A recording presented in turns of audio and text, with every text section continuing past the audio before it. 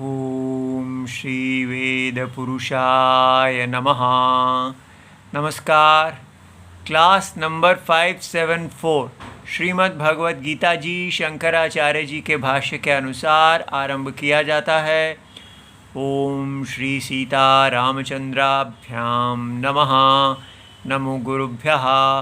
ओम अथ काल देवताः श्री विक्रमी संवत् 2082 श्रावण शुक्ल पक्षः सप्तमी चित्रा नक्षत्रम गुरुवारः उत्तरायणं वर्ष ऋतुः। ओम तत्सत्। श्री शंकराचार्याय गुरवे नमः। श्री भगवानुवाच अनाश्रितः कर्मफलम् कार्यं कर्म करोति यः स सन्न्यासी च योगी च न निरग्निर्न चाक्रियः। अध्याय नंबर 6 और श्लोक नंबर 1। पुस्तक है गीता प्रेस गोरखपुर, बुक नंबर 10, शंकराचार्य जी के भाष्य वाली पुस्तक। अच्छा जी, तो छठा अध्याय आरंभ हो गया है और भगवान यहाँ से फिर जो पहले 5 अध्यायों में कहते आए हैं उसी बात को फिर कह रहे हैं। अनाश्रितः कर्मफलम, कि आप अपना कर्तव्य जो है कार्यम कर्तव्यम नित्य कर्म, उसको आप कर्म फल का आश्रय लिए बिना करो, ऐसा भगवान चाहते हैं। अब प्रश्न है, इसमें ऐसी क्या बड़ी बात है कि इसको इतना महत्व दिया जा रहा है? और ये कितनी आइडियल सी बात लगती है, कितनी ऐसी लगती है जैसे कि ये कोई आदर्श है जिसका पालन हो ही नहीं सकता।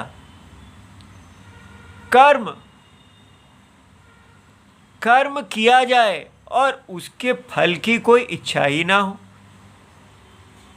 ये कैसे संभव है कि कर्म किया जाए और फल की इच्छा ना हो? ये पूरा भारत इस के ऊपर आश्रित है। तो लोग कहते हैं कि ये तभी हो सकता है अगर हम कहें कि right action is a reward in itself. कर्म माने स्वधर्म, धर्म। धर्म जो है वो अपने आप में ही फल है, उसके लिए किसी फल की अपेक्षा नहीं है। तो भाई ये कैसे हो सकता है? अगर एक्शन राइट है, राइट एक्शन कौन सा होता है? कौन सा वो कर्म है जिसको हम कहते हैं वो ठीक है? वही ठीक होता है जिससे ठीक फल आता है। और आप कह रहे हैं फल की चिंता ही ना करो, जो राइट एक्शन है वो करो। तो राइट एक्शन है इसका पता कैसे चलेगा? ठीक है, जैसे व्यक्ति एक मार्ग पे जा रहा है, उस मार्ग पे दलदल है, जो यदि वो उस मार्ग पे जाएगा तो उस दलदल में वो फंस जाएगा। और दूसरा मार्ग है जिसमें दलदल नहीं है, तो उसको कहा जाए कि आपको ठीक मार्ग पे चलना चाहिए, लेकिन फल की इच्छा नहीं करनी चाहिए। तो इसका क्या मतलब होगा कि दलदल मारा मार्ग नहीं चुनना चाहिए और जो पक्का मार्ग है वो चुनना चाहिए, लेकिन फल की इच्छा नहीं करनी चाहिए।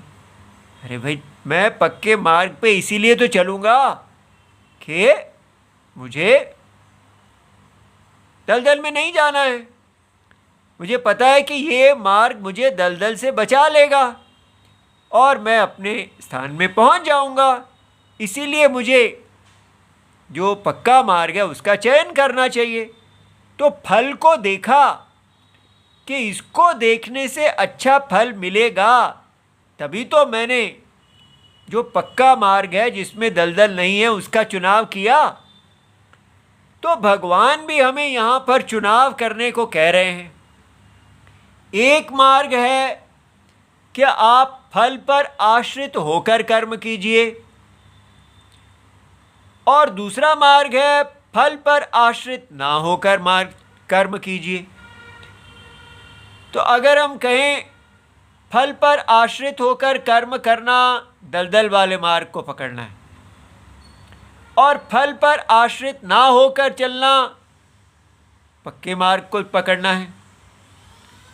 तो फल को देखेंगे ही तो पक्के को पकड़ेंगे, ये कैसे समझा जाए?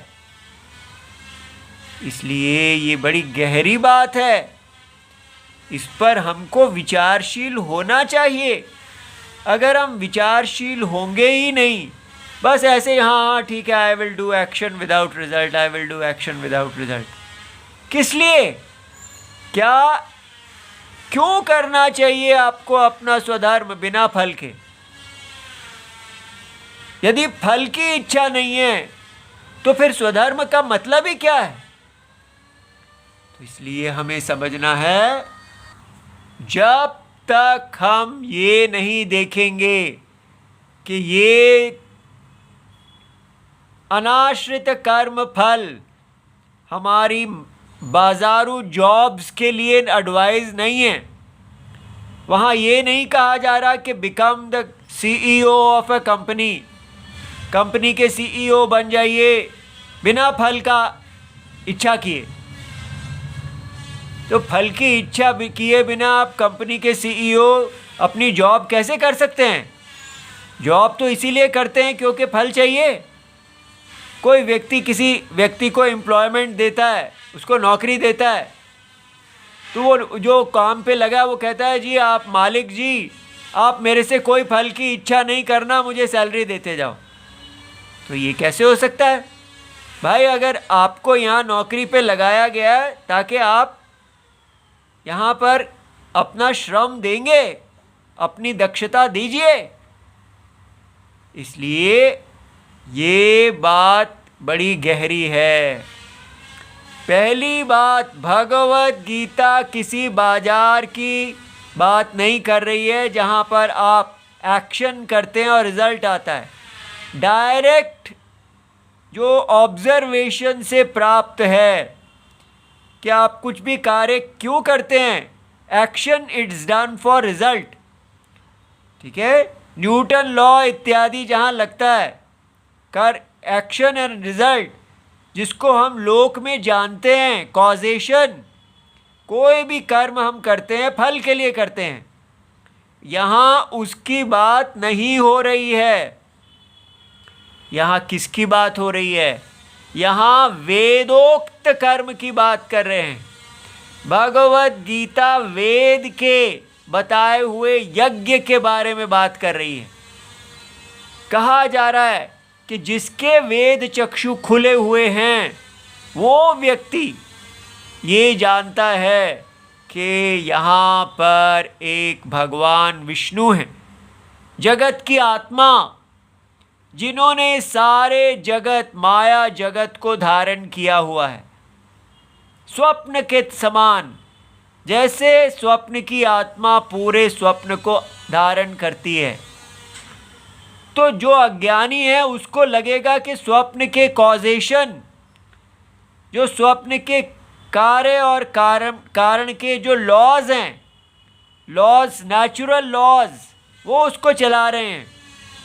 स्वप्न की जो अर्थव्यवस्था है उससे सैलरी आ रही है, लेकिन जो वेद चक्षु जिसके पास हैं वो जानते हैं कि स्वप्न के सारी व्यवस्था, जो मानव निर्मित, स्वप्न के मानवों द्वारा बनाई हुई व्यवस्था लगती है, या स्वप्न के नेचुरल लॉज, साइंटिफिक लॉज की व्यवस्था लगती है, वहाँ के सूर्य का उदय होना, बारिश का आना और सब कार्य होना, वो सारी व्यवस्था का आत्मा, ये है हमारा टॉपिक। वो चेतन आत्मा, वो ही सारी व्यवस्था का आत्मा है, उसका इंटेलिजेंट कॉज है। आप अपने स्वप्न में इतने बड़ी बड़ी देखते हैं कि वहाँ के रॉकेट्स हैं और वहाँ क्या क्या बड़ी बड़ी चीज़ें हो रही हैं, फैक्ट्रीज हैं, सब है। वो सारी टेक्नोलॉजी कौन बनाता है? आत्मा। वो आत्मा में से निकलती है, तो उसका ज्ञान आत्मा है और उसका कर्ता आत्मा है। ये बात हम देख ही नहीं पा रहे कि वेद एक ऐसे परमात्मा की बात कर रहा है जो हमारे अनुभव में है, जिसने सारी व्यवस्था को व्याप्त किया हुआ है, परवेडिंग।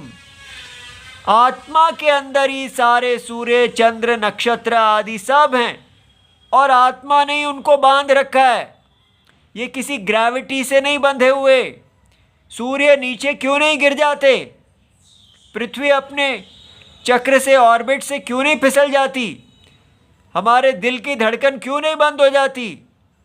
सारे ये व्यवस्था जो चल रही है, क्योंकि आत्मा ने इसको धारण किया हुआ है।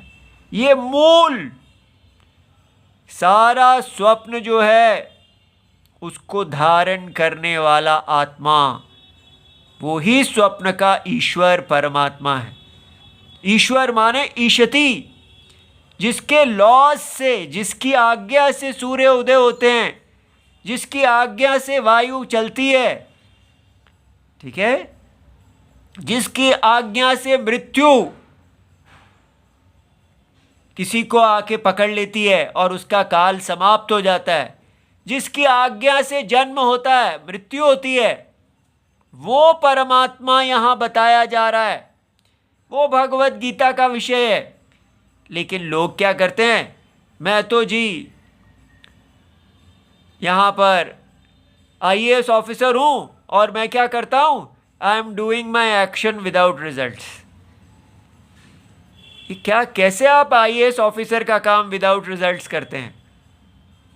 ठीक है, इसलिए वो आप किस लिए करते हैं? क्योंकि आपको फल की इच्छा है। आप कहते हैं ऐसे करने से ठीक फल आएगा, जिसको भी आप ठीक फल मानते हैं वो आप कर रहे हैं। लेकिन यहां क्या है, यहां फल की इच्छा के बिना कैसे कर्म किया जाता है? जब तक आप ये नहीं देखेंगे कि सबसे पावरफुल यहां पर अंतरात्मा है, ना नेचुरल लॉज, ना लोकल गवर्नमेंट, ना कोई रिच अमीर आदमी, कोई भी, सब अधीन है, आत्मा के अधीन, आत्मा की आज्ञा के अधीन है सब कुछ। तो जो व्यक्ति विद्वान है, जिसके वेद चक्षु खुले हुए हैं, वो कहता है तो फिर अगर मुझे किसी के अधीन होना है तो आत्मा के अधीन क्यों ना हुआ जाए। वेद जिस आत्मा को बता रहे हैं, जो यज्ञ रूप है, भगवान विष्णु यज्ञ रूप हैं, इस यज्ञ को हम जाने। इस यज्ञ में जो हमारा स्वधर्म है, ब्राह्मण क्षत्रिय वैश्य शूद्र, जिसको हमको पूरी तरह भुला दिया गया है। हमारी भगवत गीता इस यज्ञ के बारे में बात कर रही है, हमारे बाजारू जॉब्स के बारे में नहीं बात कर रही है। वो कह रही है कि इस यज्ञ में जो आपका स्वधर्म है उसको बोलते हैं कर्म। यदि आप ब्राह्मण कुल में पैदा हुए हैं, जहां पर आदि सृष्टि के आदि से करोड़ों लोग आपके पीछे, आपके पितृ उसी ब्राह्मण धर्म की रक्षा करते हुए आगे आगे पास करते रहे हैं धर्म की धुरा, वो तपस्वी कुल जिसमें आपने जन्म लिया है और जिसमें किसी कारण से ये स्वधर्म नष्ट हो गया, उस स्वधर्म को अभी आपको धारण करना चाहिए, क्योंकि आपके चक्षु खुले हैं, आप में सामर्थ्य है। तो वो स्वधर्म जब आप धारण करेंगे जो आपके कुल में धारण होता आया है, तपस्या का धर्म, उसको कहा जा रहा है कि यदि आप फल की इच्छा से करते हैं तो आपको पुनर्जन्म देगा। तो मोक्ष की इच्छा करने वाले व्यक्ति को कहा जा रहा है कि वैदिक स्वधर्म को, ब्राह्मण क्षत्रिय वैश्य शूद्र पुरुष स्त्री, इस स्वधर्म को धारण करो, लेकिन बिना फल की इच्छा के। ये देखा कैसे यहां पर फल की इच्छा क्यों खराब है? क्योंकि फल की इच्छा आपको पुनः शरीर दे देगी। फल माने एक ऐसा शरीर जिसमें फिर से सुख और दुख आएगा। ठीक है, तो इष्ट शरीर की इच्छा ना करें तो क्या करें? इस शरीर के द्वारा केवल यज्ञ वर्धन करें। जो आईएएस ऑफिसर कहते हैं मैं तो बस केवल फल की इच्छा नहीं करता, तो आप क्या करते हैं? मैं तो गवर्नमेंट का नौकर हूँ, अपने देश की वृद्धि करता हूँ, जो भी मेरे देश के लिए हितकर है बस उसको करता हूँ, अपने में जॉब इत्यादि के बारे में नहीं सोचता। तो देश के बारे में हितकर जो है वो कैसे जानते हैं आप हितकर है? क्या है देश के बारे में हितकर? आपको कैसे पता चलता है? कैसे पता है अगर देश की जीडीपी बढ़ेगी तो हितकर हो जाएगा?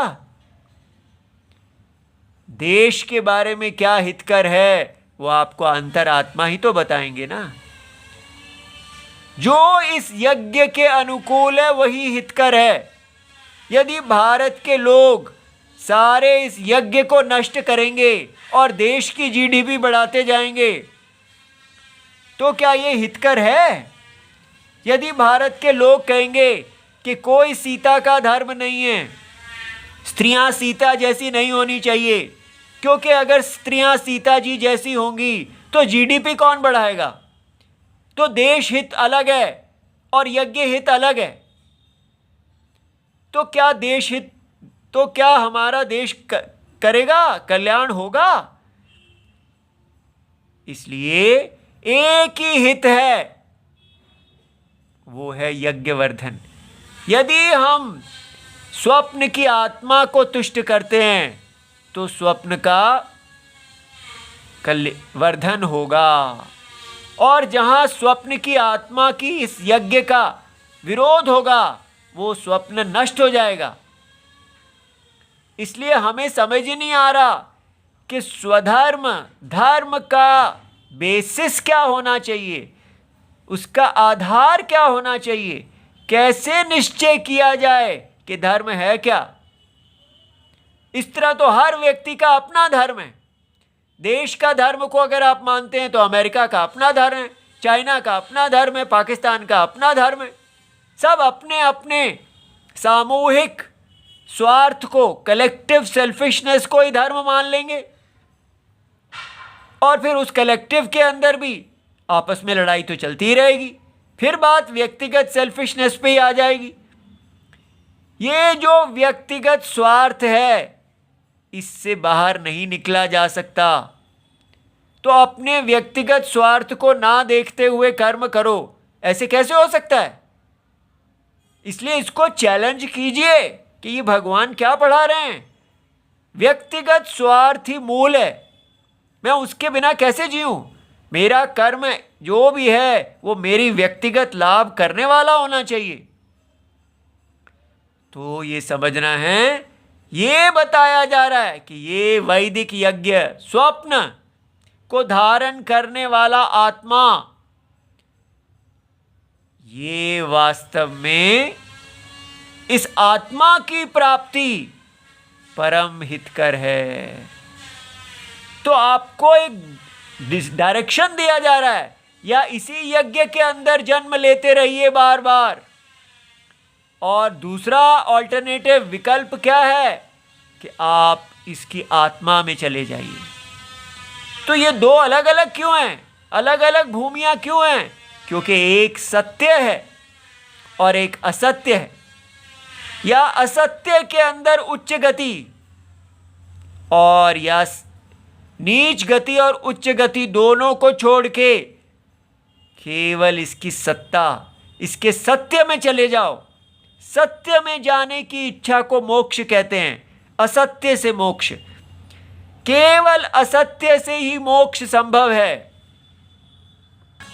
इसलिए हमें थोड़ा गहराई में सोचना है, अपने सिर में थोड़ा धुआं निकलने दीजिए, वैचारिक स्मोक। ये कर्म फल की बात समझनी एक क्षण की बात नहीं है, ये जन्मों जन्मों की बात है। स्वयं देखिए भगवान क्या कह रहे हैं 7वें अध्याय में। देखिए ये 7वें अध्याय का 19वां श्लोक है। भगवान कहते हैं कि ये कोई एक जन्म की बात नहीं है, बहूनाम जन्मनाम अन्ते। ज्ञानवान जिसको ये ज्ञान मिलता है, माम प्रपद्यते, वो स्वप्न की आत्मा मुझको प्राप्त करता है। महान आत्मा को मैं सबसे महान सर्वव्यापी हूँ, स्वप्न के कॉज और इफेक्ट के अंदर नहीं हूँ, लेकिन इस कार्य और कारण को धारण करने वाला अकर्ता अभोक्ता वो मैं हूँ, स्वप्न की आत्मा। इस स्वप्न की आत्मा को प्राप्ति करते करते कितने जन्म लग जाते हैं, और जब आप प्राप्त करते हैं तो आपकी दृष्टि कैसी होती है? वासुदेवः सर्वमिति। जो स्वप्न का ज्ञानी होता है वो कहता है ये तो सब वासुदेव, इस सारे स्वप्न को वास देने वाला आत्मा ही सब यहाँ सर्वम है, और कुछ है ही नहीं। तो भगवान कहते हैं ऐसा जो स्वप्न का ज्ञानी है, जो सर्वत्र मुझे ही देखता है, मुझ आत्मा को, स महात्मा स दुर्लभः, वो महान आत्मा है, उससे बड़ा कोई नहीं है, वो दुर्लभ है। और शंकराचार्य जी समझाते हैं कि इतने जन्म क्यों लगते हैं? ज्ञान अर्थ संस्कार अर्जन आश्रयणाम, क्योंकि हर जन्म में आप ज्ञान की प्राप्ति के लिए जो मन को संस्कार चाहिए, उनको प्राप्त करने के लिए यत्न करते हैं। इसलिए मेरा बेटा कृपया देखिए, ये हमारी यात्रा अभी नहीं शुरू हुई है। करोड़ों अरबों जन्मों से हम एक तीर्थ यात्रा पे निकले हुए हैं, और हर जन्म में थोड़ा थोड़ा करते हम राम जी के समीप आ रहे हैं। वो तीर्थ यात्रा जिसमें हम राम जी की दिशा में निकले थे। सोचो कोई व्यक्ति चलता चलता रास्ते में जो राम और सीता बनने के लिए निकला था, अपने माता पिता के समीप जा रहा था, रास्ते में उसको एक वेश्यालय मिल जाए और वो वहीं रुक जाए तो उसका क्या हाल होगा? यही हाल हमारे भारत का हो गया है। ये भारत देश जो राम और सीता को अपना धर्म मानता था, आज कहाँ जा रहा है? आज वो केवल बाजारवाद में जा रहा है। अपने बच्चों को केवल बचपन से ही जॉब करो जॉब करो जॉब करो और पैसा कमाओ, इसके अतिरिक्त कोई शिक्षा नहीं दी जा रही। वो इतने नर्वस हो रहे हैं, इतने दुखी हैं, इतने ब्लैकमेल्ड होते हैं, इतने टॉर्चर्ड हैं, और स्वयं माता पिता का भी वही हाल, बच्चों का भी वही हाल, पूरा सोसाइटी इतनी दुखी, एक दूसरे को खाते हुए, एक दूसरे का शोषण करते हुए चरित्रहीन होती जा रही है। क्यों? क्योंकि हमने अपनी तीर्थ यात्रा को छोड़ दिया है। कहाँ फंस गए हम इस वैश्यालय में? इन इंद्रियों के चक्कर में कैसे फंस गए? कैसे ये हमने इकोनॉमी, केवल भोग परायणता को पकड़ लिया? कहाँ से हमने मोक्ष परायणता, राम परायणता को छोड़ दिया?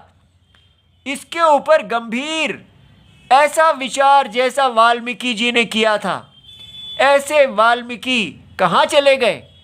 कहाँ हैं वो हमारे अंदर के वाल्मीकि? तो इसको देखकर एकदम अंदर चले जाते हैं, तपस्वी हो जाते हैं।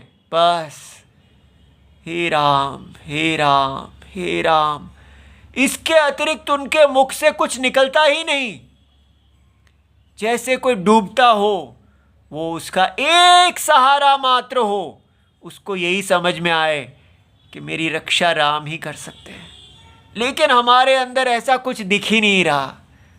हम ऐसे नशे में पड़े हुए हैं जैसे पता नहीं 10-10 बोतलें उल्टी शराब की चढ़ा ली हो।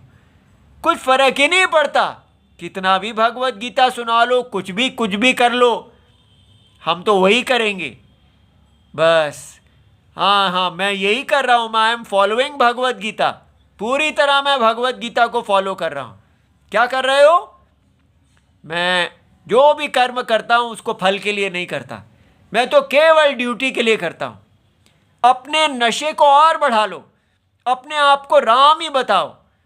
बस इस प्रकार ऐसे अगर हम बने रहेंगे तो हमारा कभी लाभ नहीं होगा। चलिए मन को थोड़ा शुद्ध करने के लिए अपनी वाल्मीकि रामायण में सीता जी के पास चलते हैं। ये अयोध्या कांड का 3 सर्गः है और इसमें सीता जी को जब राम जी कहते हैं कि आप श्री राम जी के समझाने पर मिथिलेश कुमारी जानकी वनवास की आज्ञा प्राप्त करने के लिए, वो चाहती हैं कि राम जी उनको वनवास में जाने के लिए आज्ञा दें, अपने पति से फिर इस प्रकार बोली। बताओ ये जो सीता जी बार बार कह रही हैं कि मुझे वन में जाना चाहिए, क्यों कह रही हैं? क्या वो एक रोमांटिक वुमन है? क्या वो बड़ी प्रेमिका हैं? वो इसलिए कह रही हैं क्योंकि ये उनका स्त्री धर्म है, ये वेदोक्त स्त्री धर्म है कि पति की धर्म में अनुगामिनी होना, जैसी भी स्थिति में पति हो उनके साथ रहना, ये धर्म है।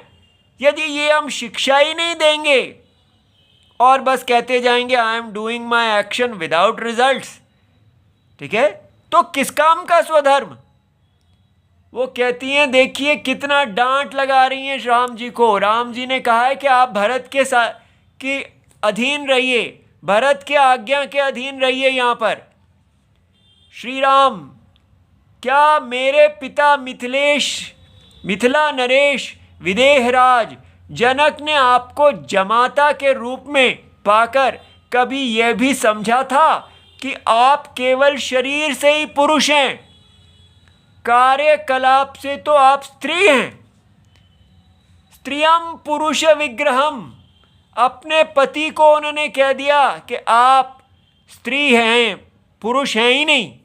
अब बताइए आजकल पुरुष और स्त्री की डेफिनेशन। वो कह रहे हैं कि स्त्री वो होती है जो पराश्रित होती है और पुरुष वो होता है जो स्वतंत्र होता है।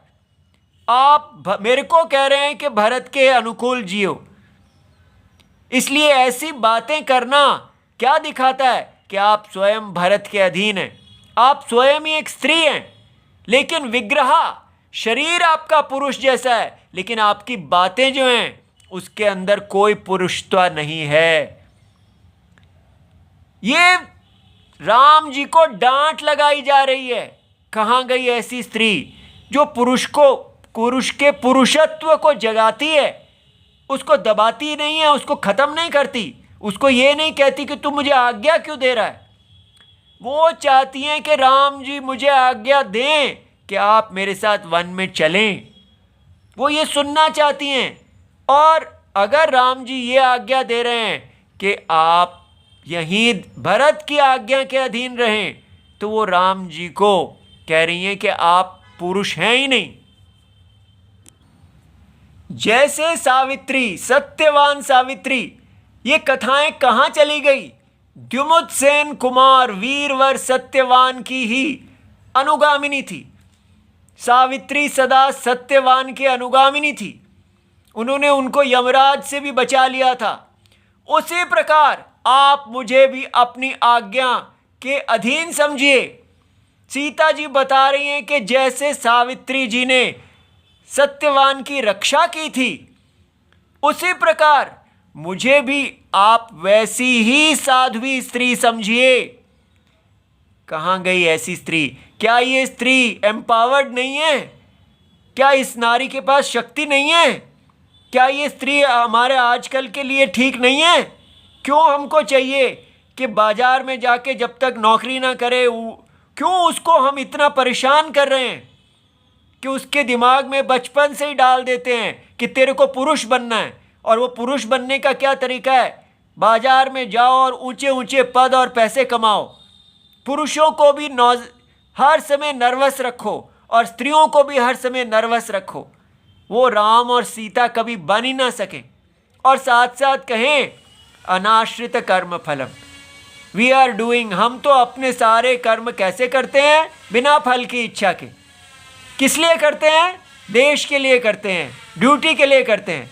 लेकिन कर किस लिए रहे हैं? पागलपन के लिए। वो पागलपन जो इनके अंदर डाल दिया गया है कि जब तक आपको ये ऊंचे पद और पैसा नहीं मिलेगा, आप में कुछ है ही नहीं। इस प्रकार हम पूरा एक पागल सोसाइटी होते जा रहे हैं। इससे निकलने का एक ही तरीका है, हे राम हे राम हे राम। कहीं कोई मित्र नहीं है, केवल राम राम राम। एक ही मित्र है, जो मिल जाए तो सबसे बड़ा है, सब दूर हो जाएगा उसी क्षण। ओम नमो भगवते वासुदेवाय। प्रणाम।